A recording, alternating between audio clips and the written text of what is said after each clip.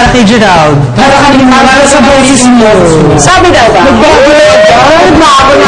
Yaman din lamang at very quick kayo sa inyong mga punchline. At gabi-gabi ginagawa niya ng mga pasing-along at kung ano-ano pa. Tetestingin natin ngayon ang kanilang wit. Magkakaalaman na ha. Bale, bibigyan ko kayo ng senaryo kung sino unang-unang makaka-invento o makakaisip ng sagot sa senaryo ko. Yun ang panalo. Okay? Okay, ang unang sinabi natin.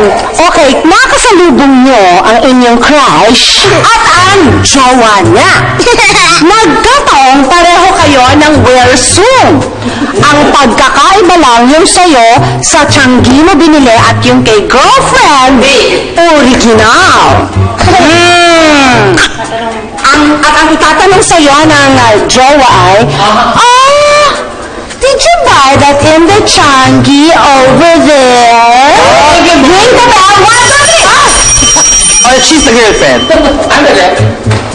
Excuse me, I think you bought that in the Changi. Kung saan nagmamang-maalas, so nakalimutan mo na ba? Ako ang iyong concern.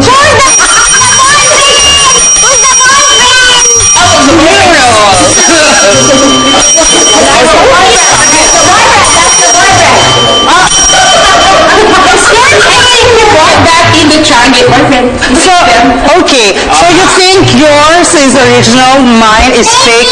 It may be fake, but your face, it's so fake.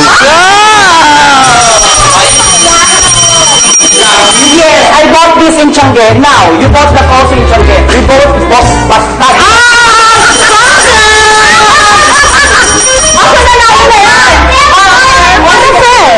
Papipiliin natin si Nate. Bebe, sino ang nanalo? who's the winner in this? That